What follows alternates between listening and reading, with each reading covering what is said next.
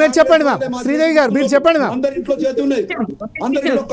Doctor గారు ఒక్క 2 నిమిషాలు, ఒక 2 నిమిషాలు మనం శ్రీదేవి 2 నిమిషాలు. ఆల్ పార్టీలు పిలిచి ఒపీనియన్ తీసుకున్నారు అనేది మాత్రం రాంగ్ అండి. మాకైతే ఏ ఇన్ఫర్మేషన్ లేదు, మా బీజేపీ కూడా ఏమీ లేదు. ఒక్క నిమిషం, రఘునందన్ అన్న కూడా నిన్న ఇంటర్వ్యూలో చెప్పారు, ఏం లేదు, ఈ 6 గ్యారంటీలు ఎగగొట్టడం కోసమే ఇది ఒక ఇష్యూ లాగా తీసుకొచ్చారు, కానీ వీళ్ళు కావాలని చేయట్లేదు. ఎందుకంటే ఇప్పుడు 6 గ్యారంటీలు మానేసి దీని మీద అన్నమాట తెలంగాణ తల్లి మీద ఉండేది చూస్తున్నారు. కానీ ఈ తెలంగాణ తల్లి అనేది ఎట్లా ఉన్నా తల్లి తల్లే, మనం కాదనము. మన బతుకమ్మ పెట్టినది కాంగ్రెస్ తల్లి ఒక అందంగా ఉంటుంది అనేది అందరూ చేతి ఉన్న తల్లి కాంగ్రెస్ అంటే మనం అందరం కాంగ్రెస్ మీరు కూడా కాంగ్రెస్ చెప్తున్నారు కదా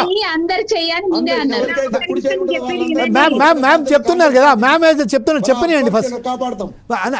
డాక్టర్ గారు మీరు మాట్లాడుతున్నారు, నన్నేమో మాట్లాడేది అందుకోసం మాట్లాడండి, శ్రీదేవి గారు మాట్లాడండి ప్లీజ్, మాట్లాడండి. భారత మాత ఎవరికి, మన తెలంగాణ మాత అందరికీ మాతే, కాదంటలేదు, కానీ ఎలా ఉండాలో అలా ఉండాలి.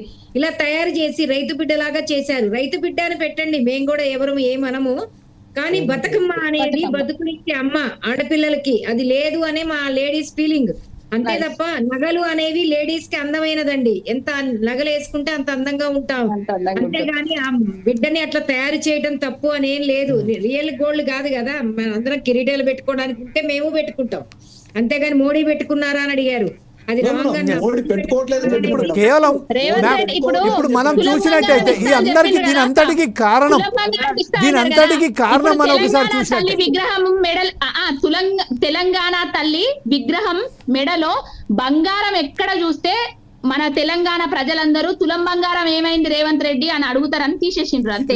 ఇప్పుడు అసలు వాస్తవానికి ఏమైనా ఒక విషయం చూసుకున్నట్టయితే మాత్రం తెలంగాణ తల్లి విగ్రహంలో ఒక చెయ్యి గుర్తు ఇలా రావడం వల్లనే కాంగ్రెస్కు కానీ, మన బీఆర్ఎస్కు కానీ, బీజేపీకి కానీ, ఇంకా ఇతరత్ర పార్టీకి కానీ వాళ్ళందరికీ వ్యతిరేకం ఉన్నది. దాంట్లో కిరీటం అనేది, బతుకమ్మ అనేది అదొక వేరే అంశంగా పోతుంది. కేవలం తెలంగాణకు సంబంధించిన ఆ ఒక చెయ్యి మాత్రం అందరికీ అడ్డంకులాగా కనబడుతున్నట్టు మనం భావిస్తున్నాం. దీని మీద మీరేమంటారు డాక్టర్ గారు, చెప్పండి. ఆ విషయం పైన ఇప్పుడు డాక్టర్ గారు చెప్తారు, చెప్పండి డాక్టర్ గారు. జమీల్ గారు, ఆర్గ్యుమెంట్ కోసం కాకుండా ఒక పాయింట్ అర్థం చేసుకోవాలి. ఆ విగ్రహాన్ని స్పష్టంగా చూస్తే చెయ్యి అమ్మ ఆశీర్వాదం ఇస్తున్నట్లున్నది, ఎడమ చేత మన పంటలు చేతుల్లో ఉన్నట్టు, కానీ అదృష్టశాత్తు అదే హస్తం గుర్తు ఉన్నది, గుర్తం కూడా ఉన్నది కదా, అది గుర్తించుకోవాలి.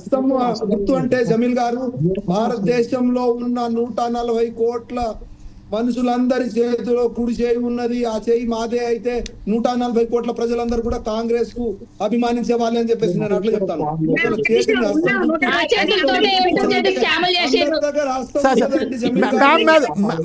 మంచి సమాధానం ఇస్తున్నది డాక్టర్ గారికి శ్రీదేవి గారు, చాలా బ్రహ్మాండమైన సమాధానం ఇస్తున్నారు. ఒకసారి వినందాం మనం.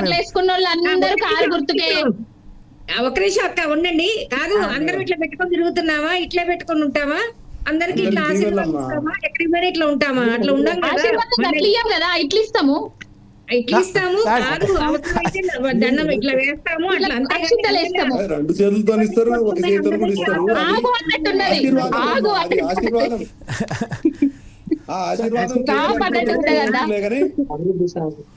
అభివృద్ధి స్టాపు, రైతు బంధు స్టాపు, కళ్యాణ లక్ష్మిల తులం బంగారం స్టాపు, ఇచ్చిన హామీలు 6 గ్యారంటీలు స్టాపు, 420 హామీలు స్టాపు అన్నట్టు ఉన్నది, అంతే, ఏం లేదు. కానీ స్పష్టంగా ఒక విషయం మాత్రం, తెలంగాణ ఆత్మగౌరవాన్ని మాత్రం దెబ్బతీసిండ్రు.